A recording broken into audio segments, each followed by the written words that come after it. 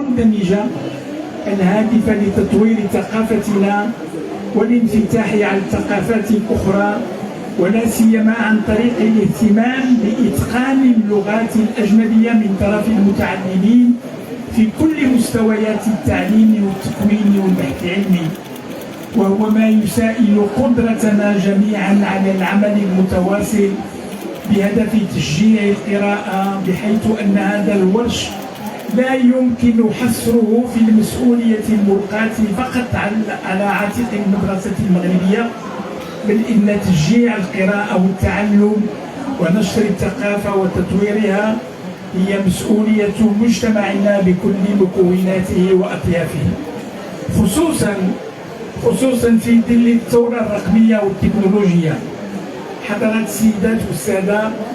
لقد أضحى للتكنولوجيا دور في المكانة التي يحتلها الفرد اليوم، حتى أصبح مفهوم المجتمع الحر لا يرتبط فقط بالحرية الاجتماعية والسياسية، بل بالتحرر الإنساني الذي أصبحت معه عقلية التجريد تمتد إلى كل العلاقات الاجتماعية من جهة،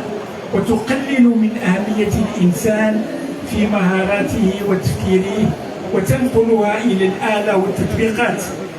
كنت أتذكر أنه في بداية التسعينات من القرن الماضي راج الحديث عن ما أطلق عليه بالثورة الرقمية، والتي كانت لها انعكاسات أكثر ثورية تجلت في التطور المتلاحق لما يعرف اليوم بالتكنولوجيات المعلوماتية والاتصالية والذكاء الاصطناعي، والتي وضعت معها رزمانة من الإشكالات الاجتماعية والتربوية التي وجدت خطابات بعضها تمفصل حول الأبعاد الإيجابية المرتبطة بالثورة الرقمية، من أنها تؤسس لمزيد من الرفاهية والتعلم أما البعض فرأى لكل مآسيها الاجتماعية وأضرارها النفسية، والتي لا يرى المغالون من أنصار التكنولوجيا لحلها إلا مزيدا من التكنولوجيا. وعليه فإن ما أكسبته هذه التكنولوجيا للإنسان من حريات ووسائل جديدة حررت الإنسان من عوائق الطبيعة، فإنها في ذات الوقت سلبت بعض حريته وواجهتها بأخطار جديدة وضعته في كثير من الوضعيات تحت عبودية آليتها وآلاتها. إن هذه الثورة رغم مزاياها في تقليص المسافات الزمنية والمكانية وسيولة الإعلام وتيسير المعلومات والتلاقح الثقافي وتحسين الأداء التعليمي والتكويني والإداري والمعاملاتي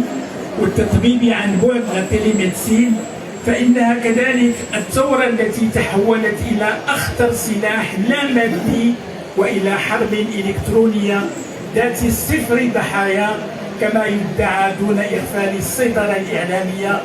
وتزييف الأخبار وإفشاء ثقافة التمييز والعنف ولا تمدن أو لا حضارة. مع كل ذلك لا زلنا متفائلين بأن العلم مهما قيل لا زال قادرا على إدراك دوره القديم المتمثل في تحرير الإنسان من جديد إذا ما جددت مضامينه وأطروحاته وأهدافه وصولا إلى التفاعل الإيجابي مع الواقع الإنساني الجديد والمتجدد، ما يعني طرح مفاهيم ومناهج وحلولا ومعاني وقيما جديدة تكون أكثر إنسانية. حضرات السيدات والسادة،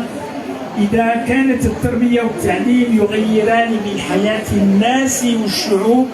فإنهما يتبوأان مكانة مركزية في مهامنا بالمجلس، ومن خلال الإسهام في التفكير الاستراتيجي لمواجهة بعض أكثر التحديات في التعليم اليوم وابتكار ممارسات للتعليم والتعلم قوامها مدرسة جديدة تكون فضاء نموذجي للتعلم والانفتاح ونموذجا للحياة المستدامة وتكييف المناهج وتطوير المعلمين ومهارات المتعلمين،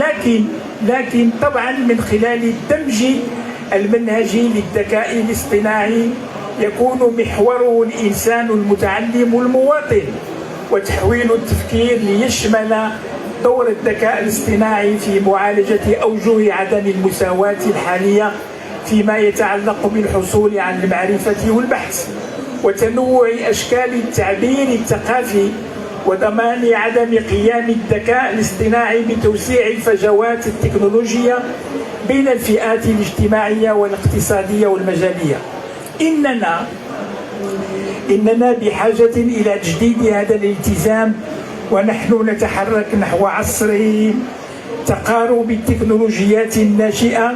في كل جانب من جوانب حياتنا، لكن في توجيه هذه الثورة إلى الاتجاه الصحيح لتحسين سبل العيش والحد من عدم المساواة وتشجيع العدالة والإنصاف وضمان الاستخدام الأخلاقي والشفاف. ونحن في المجلس نسعى لأن نطلع بدور رائد في تعزيز الحوار والمعرفة في هذا المجال وزيادة الوعي في ميدان التربية والتكوين والبحث العلمي. من جهة أخرى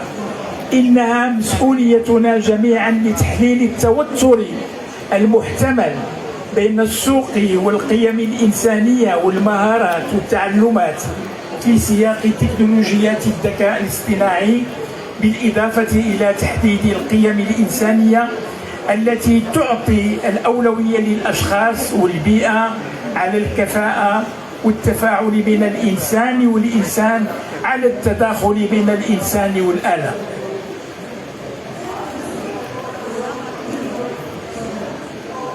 ودورنا أيضا تعزيز